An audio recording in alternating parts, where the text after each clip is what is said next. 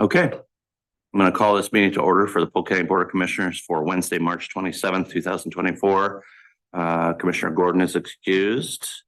And first item is for comments for items not on the agenda. No audience. So, okay.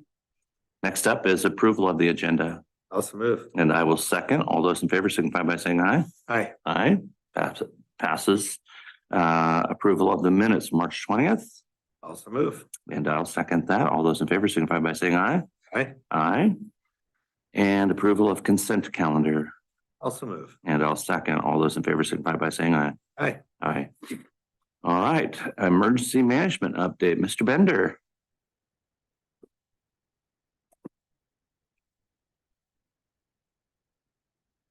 Daniel Moley in here. Mm-hmm. Good morning, Mr. Chair, members of the board.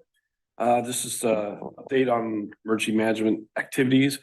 I think you've got a list of kind of talking points I'd like to just touch briefly on. Mr. Hansen said I only had 90 minutes. That was 9 minutes. Oh, 9 minutes. I had the zero. That's how he budgets too. Yeah. All right. Oops. This has gotten awkward real quick. We started it. All right. Make a note, don't pick on Hanson. The radio system, the base station replacement, the money that we use from ARPA, that has been completed. All the base stations are in place. So I'm very happy with that. The Mount Pisgah Tower site, this is another one that was part of the ARPA funds that we were building out here just outside of Dallas. That site is operational. It's a good fill-in site, especially for the Dallas area. The Fairgrounds Tower, as you've driven by, you've seen it's up and standing there. We have the microwave is installed and it's operational. We did have a deadline of end of this month to make that microwave operational. We kind of ran into some time issues in the fall, and the weather got bad on us, and then getting climbers and stuff there. But we did get that done during this last dry stretch. It is operational. We have to come back and do a couple little adjustments, but it is operational. It meets the deadline for the SCC. All the subscriber units for the Sheriff's Office, Public Works, and the volunteer radios have all been purchased and replaced. The only thing I think we're waiting is some more, the radios to be installed in the Public Works vehicles, because as slowly as they come in, they try to swap them out. But all those radios have been purchased and they're in-house. Getting those things ordered the lead times were incredible. I mean, we're talking 9-12 months on some other radios. COVID related. Yep. Do you think that that's balancing out some? Yeah, it's gotten much better lately. So the digital conversion, this is one of the things we want to do with the radios is to convert especially some of the channels to digital for better clarity in the transmissions. Yesterday, we actually started our programming of the portable radios. We scheduled 2 days with the contractor to come in and do it. I'm happy to say we completed it in 1 day. We did 171 radios yesterday, and it went really smooth. No problems. We even got the behavioral health portables done. They haven't been issued these radios yet, but we have them done. Public health radios, all the sheriff's office, jail, patrol. So everything's on schedule there. Next week, we're scheduled to start working on the mobile radios for the law enforcement side of the house. The idea there is we're going to get all the patrol vehicles done for all the agencies. And then we're going to, when we start, the first radio gets started, then everybody we have basically 2 channels that they use for law enforcement. It's called main and ops. We'll move all traffic to ops, and it'll have to be that way until we get through the entire fleet. Once the entire fleet's done for all the agencies, then we'll move everybody back to main, because main is going to be the one channel that's going to go digital. I think probably something we talked about last time was about encryption with the radios. We did find out, this has been a battle, but we were supposed to do all this programming back in December. Right before we were going to do the programming, we found out that Grand Ron may have an issue with the radios that they couldn't do encryption. Or excuse me, it was digital. They weren't quite sure they could do digital. So we halted it, made sure everybody could do it. So everybody said, yep, we can do the digital. Well, then we reset the date, and I met with the chiefs and the sheriff and everybody, And we reset the date for, it was like early February. Then we found out right before that, oh, Salem's got an issue. Now Salem's purchased radios that are, they're Motorola, they're very nice radios, they're expensive, but they didn't buy that encryption module. What happens with that is for them to do encryption, it's going to cost Salem $204,000 to get their radios converted over to do encryption. Grand Ron, it was going to be $27,000. And kudos to Grand Ron, they were willing to give up a brand new vehicle to make it happen, so they didn't hold up the rest of the county. I pulled another meeting together with all the chiefs and said, hey, is this really what you guys want to do? Or do we want to postpone the encryption piece? After a long discussion, they chose to, let's postpone encryption. We'll go digital, but postpone encryption. That way it gives the city of Salem time to outfit their equipment they need to do, as well as Grand Ron. So that's the plan right now. Grand Ron and city of Salem been notified. August of 2026 is when we plan on turning on the encryption. And all the chiefs and the sheriff, they all agreed that, yep, that's the right way to do it. I agree. What does encryption do for them? Outside folks won't be able to listen in. So anybody that's got scanners and stuff, you can buy a digital scanner and still listen in onto police traffic, but you have to have a digital scanner. For encryption, they won't be able to do it at all. So what we'll have to do is put a delay in. City of Salem has that currently right now when they transmit on the radio. There's a 15-minute delay before it gets, what do you call it? It's unencrypted, and then the public can hear it. Because people get upset when they can't listen in on law enforcement or fire or anything else. So we'll be put in a delay as well. Anything that's really critical for, like, say, they're doing a warrant or something like that, we'll be able to go to a different channel, and so we can stay off the air for tactics and stuff. But people, have had lawsuits and everything else on this, so you have to make it available to them. So we'll work on that as well and put the delay in, but that won't be till after August of 2026. Further down here, generators. Happy to report that all the generators got service this year as on schedule. I'm not happy to report that we had 4 units that needed repairs. They are scheduled to get done. Well, I've written the purchase orders to get them done. There's a total of actually $8,900 in repairs. IS generator had $3,700 scheduled for repairs. The shop's number 2 unit had the $1,300, and the jail had $4,000 for repairs. A lot of them had to do with leaks and stuff. One had, actually I have them here. One was, it's also part of a service that it's actually due, but they had, well, the shop had a block heater that you looked at the outlet and it was all burned up, and something you don't necessarily see. And then there was a radiator, hoses were leaking on one of them, and they were going to replace hoses. And then one had a pump that was leaking. So that's what's nice about these services. I mean, it does cost money, but it keeps our equipment up and running, because a lot of things you don't really see every day. You're just assuming it's there and it's operational. If you don't go in and take a good look at it, and these guys go in and they take pictures of it and they document it really well. So It obviously pays off for them. oh yeah, they're not cheap, and they charge for travel time and everything else. So, we haven't made any movement on the telemetry project. We're still looking for funding for that stuff. That has to put some type of mechanism on the machines and say when they're not operational or they're not, but that's just, it's expensive. And until we find some money, that's still pending out there, but I'm not going to drop it off my list here because it's still looking at it. Moving on down, the ambulance service advisory plan, the group met last week, and I still have the minutes to type up on that, but got a little bit of work. Overall, I think it was a good discussion. Made my head hurt, but it was good, and lunch was good. Thank you, Mr. Hanson, for lunch.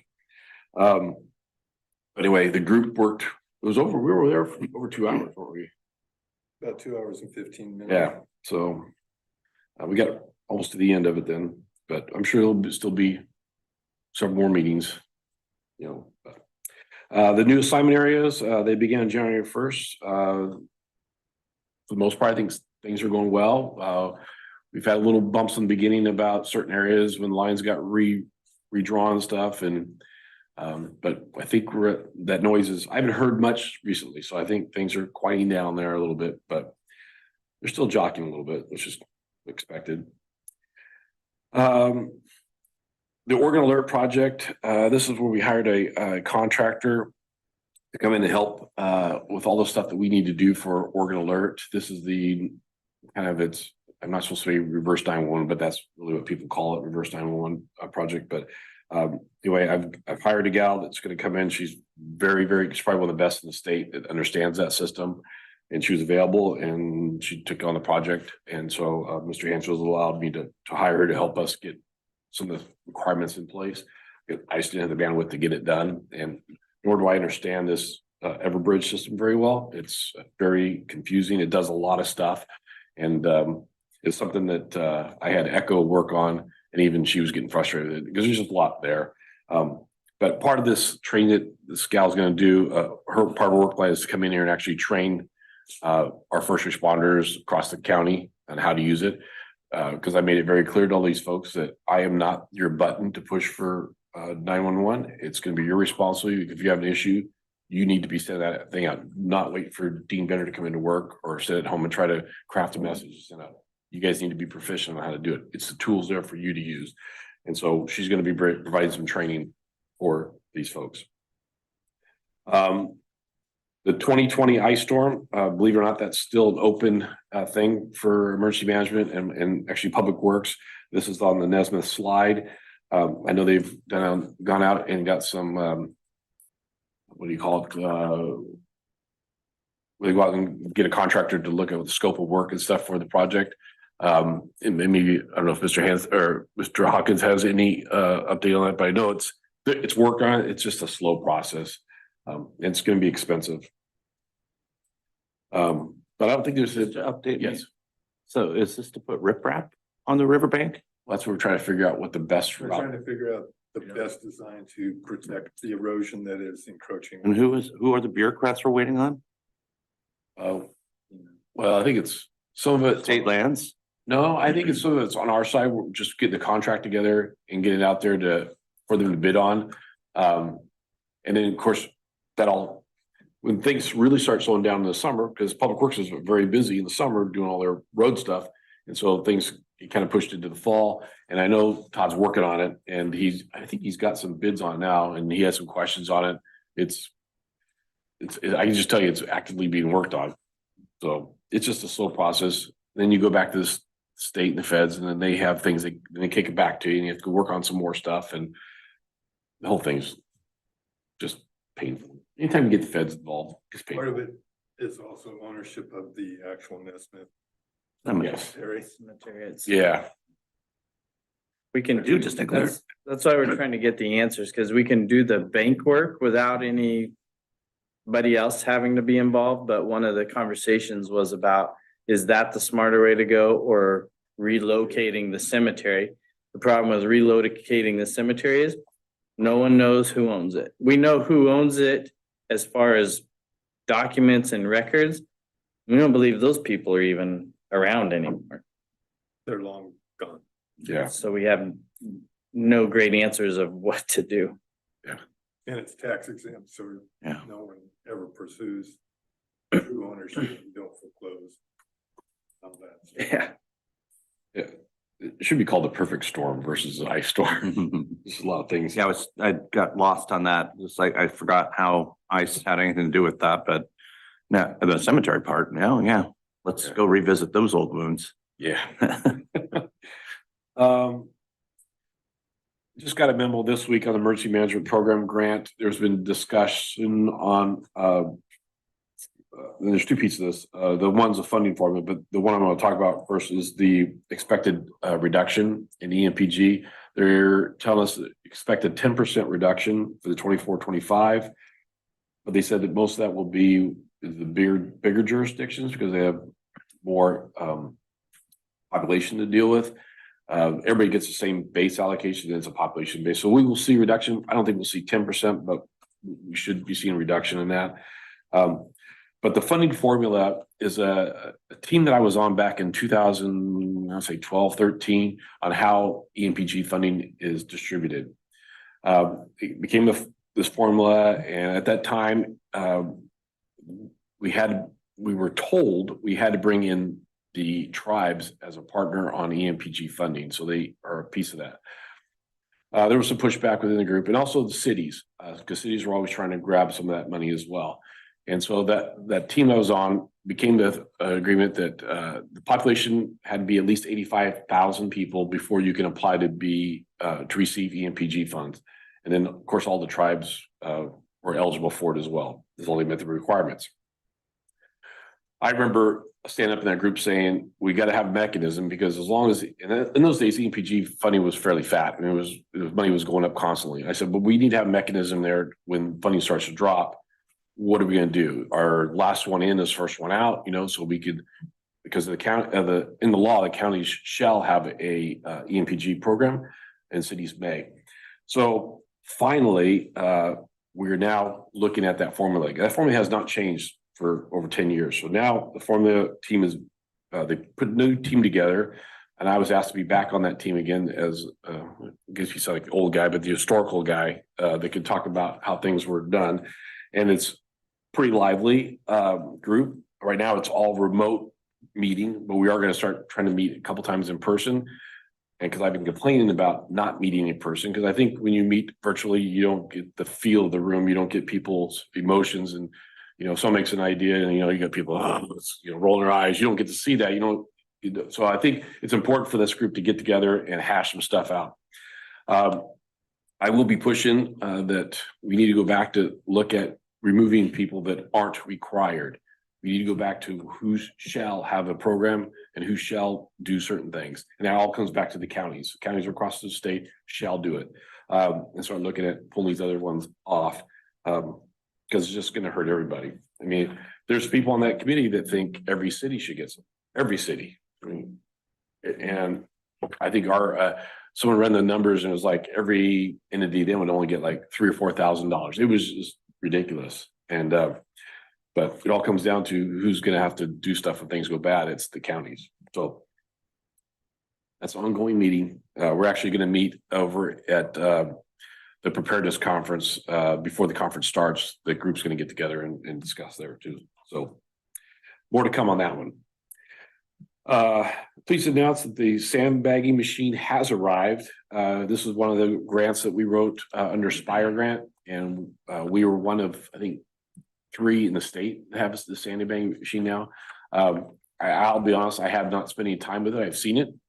Looks pretty neat, but I haven't done any training on it, or they give you videos to watch and do the training. But when I get the bandwidth to do it, I'm going to try to get all the cities involved, because this machine actually has to be one that is deployable. So we got a trailer. First of all, it came in with no trailer, which was the first issue. After I said, well, they sent me a specs on it. I said, well, where's the trailer? I go, oh yeah, it's coming with the trailer.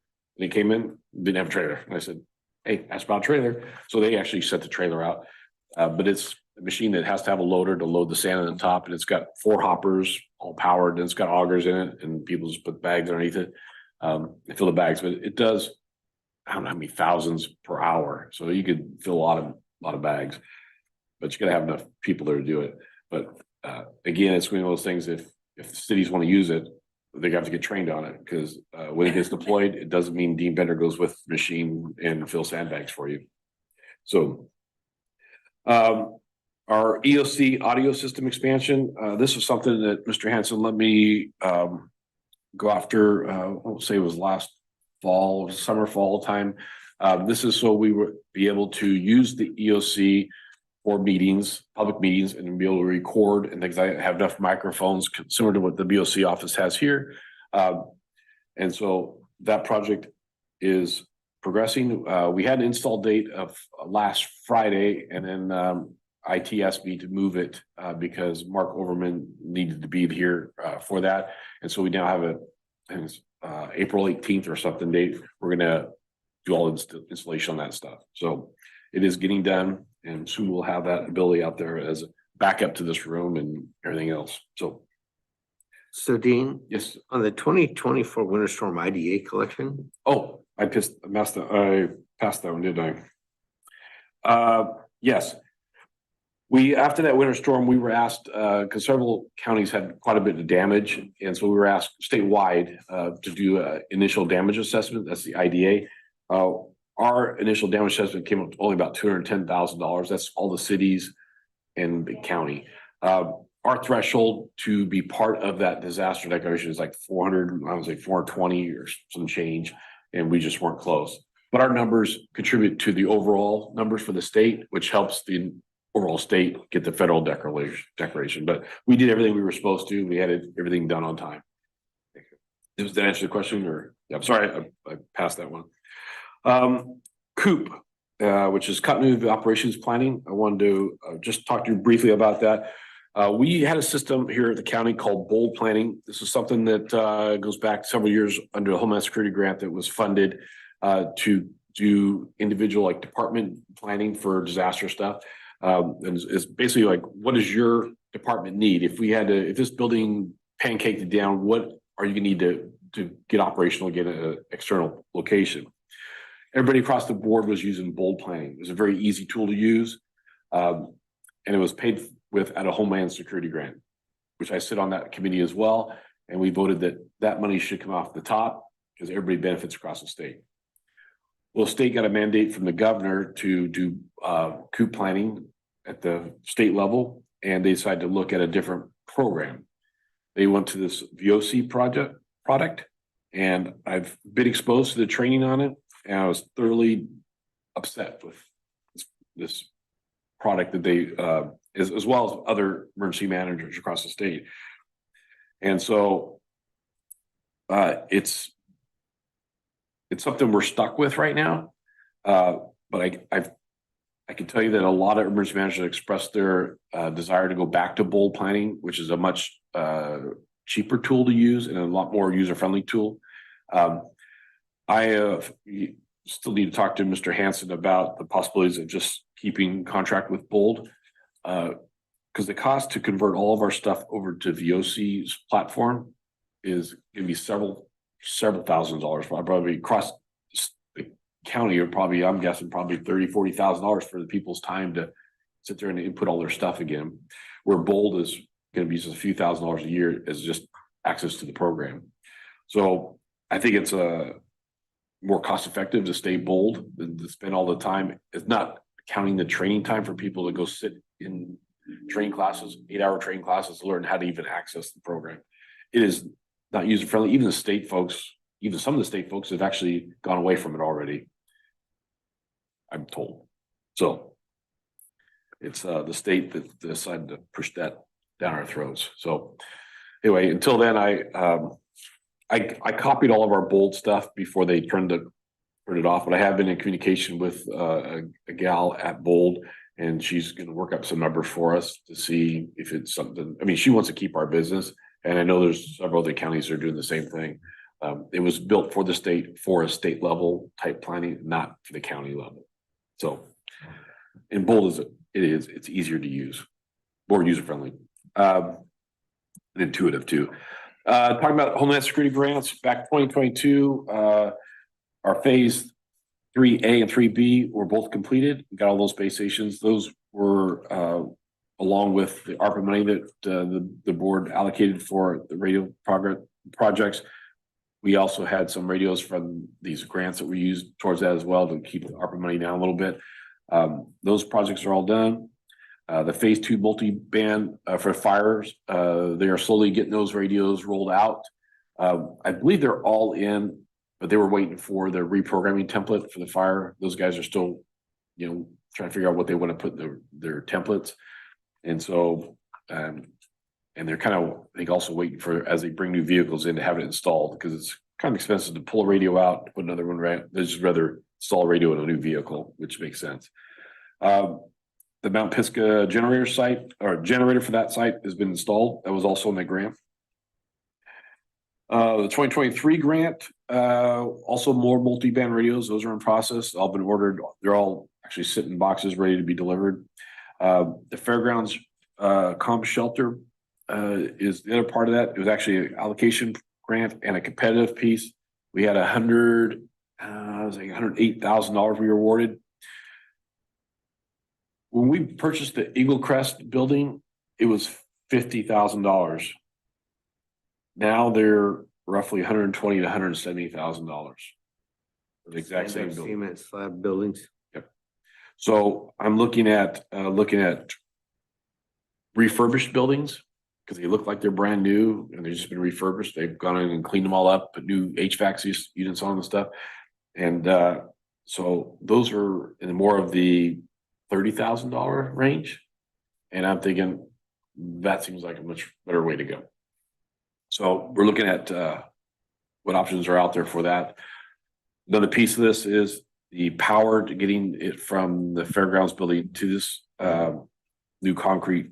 And we can go a different route than concrete. It's just, I think that's the most secure way, but the comm shelter itself is going to be at $30,000. That's just the piece for getting the building to these new buildings put in. There's another whole piece that the fairgrounds is working on, getting some bids for.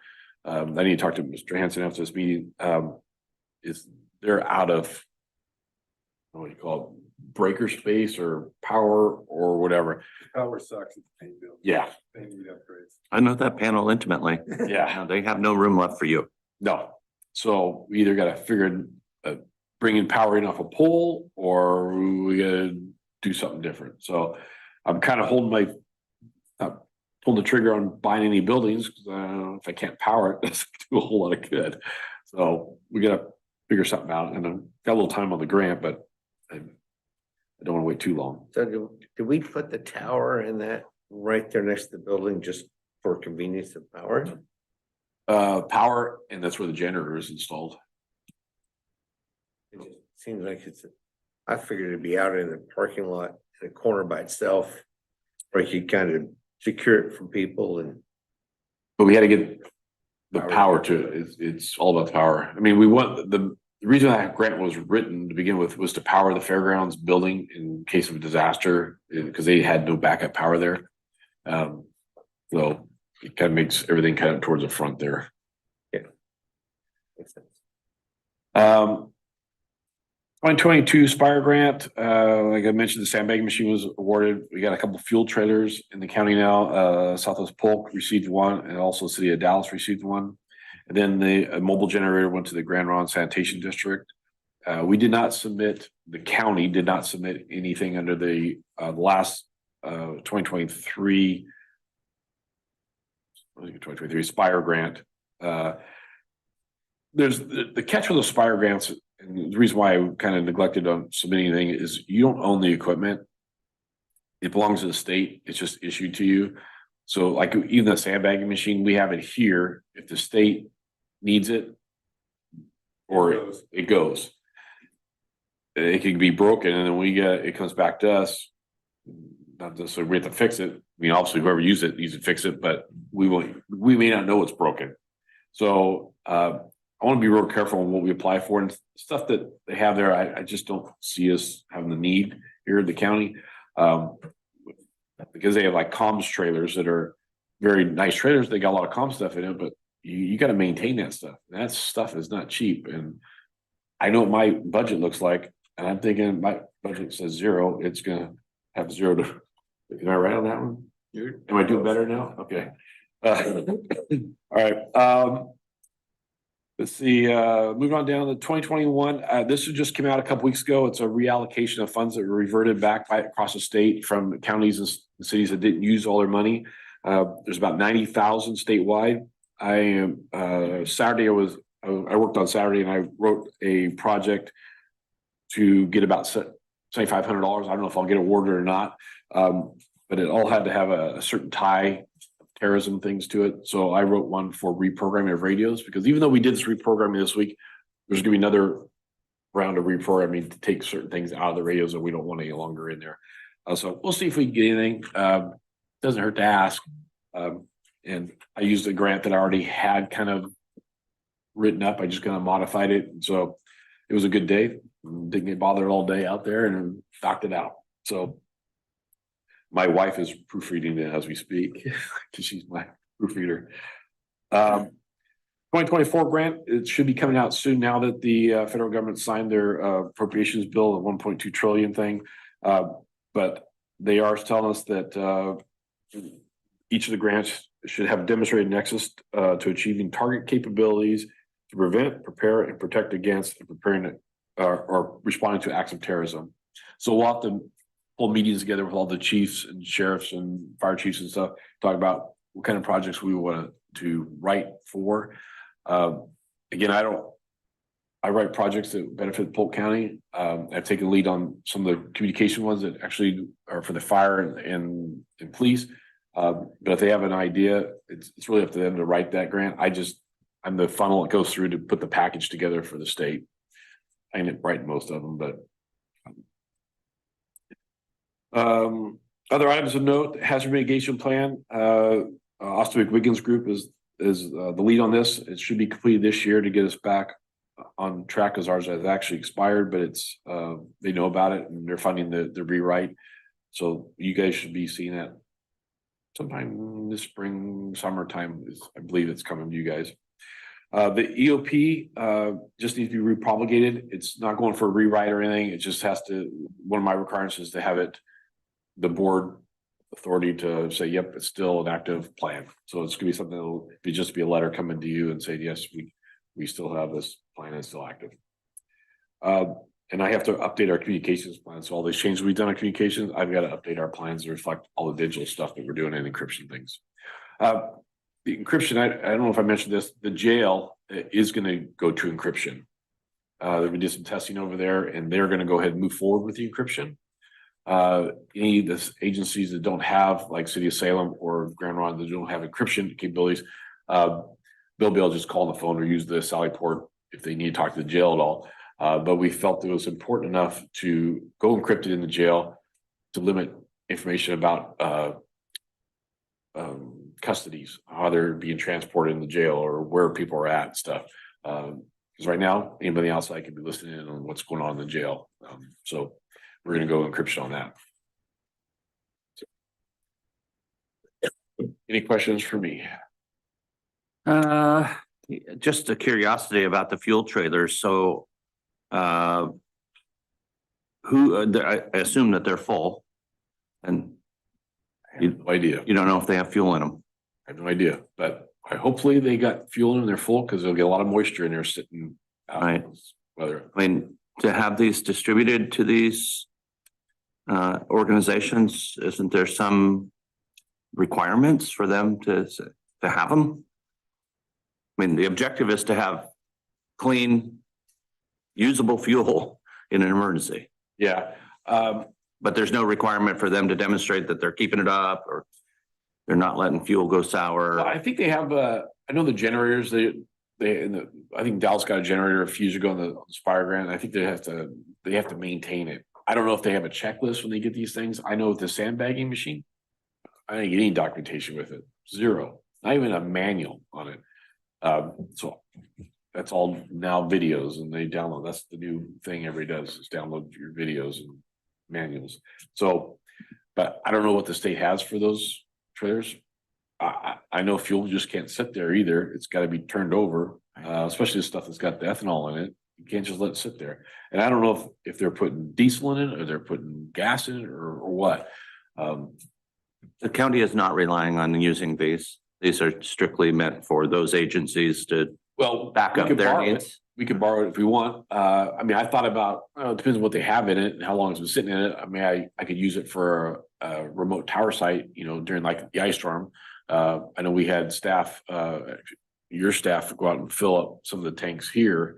And this would be nice if they could just tow a trailer on it. I'll tell you, just for fun, for the record, it's given what's happened in less than 36 hours ago with a major shipping vessel. Now it's coming to light that it's potential contaminated fuel that caused their problem. And I know that it's an allegation, but it's one of those things like I wouldn't hook onto one of those at all. Yeah. And drag it to one of our generators and potentially put contaminated fuel in a generator. Right. Unless folks have some documentation of when was the last time this fuel was turned over. Yeah. Again, that's a huge deal. And I'm confident our generator service people would say, you better be really careful. So I I mean, if they're doing it to themselves, I guess there's not much we can do about that, but I if, know even in our jail facility, I can't remember how big that tank is underground. Is it 1,000 gallons? Do you know? Or it's pretty good size. Good size. Yeah, and I was concerned that fuel wasn't getting turned over enough, so we actually paid for them to come and they polish the fuel. They actually pump it out, goes through filters and cleans it up and gets the bugs out of it. We had that done almost say 4 or 5 years ago. It's probably getting close to being needs to be done again unless Heath will be able to know if how soon we've put fuel in it. As long as you keep the fuel in it and turn it over and the thing's running, you're okay. But it sits there a long time underground. You're asking for moisture to get in there. Right. So How big are these tanks? I don't remember. Either 1,000 or 500. I remember when the one came from Southwest Polk, that it was on a big semi and they had no way of getting it off the truck. They don't have forklifts, so they come over to our shops and the shops guys helped them unload it off the trailer. They're very thankful, but it's like, hey, there's your tank. Can't use it because it's on the truck. So, but they look like nice units. But I'm not sure how they're storing them, what they're doing with them. So. Yeah. Anything else? Nope. No, All right. Thank you. good very job, much. good report. Thank you. thanks, team. 35 minutes. Not bad, is it? Are you already asleep? Wake up, Mr. Hanson. He's done. All right, do we have any other, oh, wait, no, we have a reclass. Good morning. So, excuse me, I am here to request a reclassification and promise I will go much quicker than Mr. Bender just did. So we're requesting a reclassification specifically of Mitch Feldman in the Public Works Department. Mitch is currently a laborer and they would like to reclass him to a road maintenance worker. This is very common. We bring people on as laborers, we train them. They do a great job, which I've heard nothing but really good things about Mitch. And we would like to reclass him and thank him for that good work. Excuse me, if this is approved, it would be effective April 1st. It would also be an approximate cost increase of $4,000, including PERS contributions for a full 12-month period. I'm good with it. I'm good. Great, thank you. Thank you. That's how it's done. Do we have any other add-on items? Do we have a need for an executive session? No, sir. All right, hearing nothing further, we are adjourned.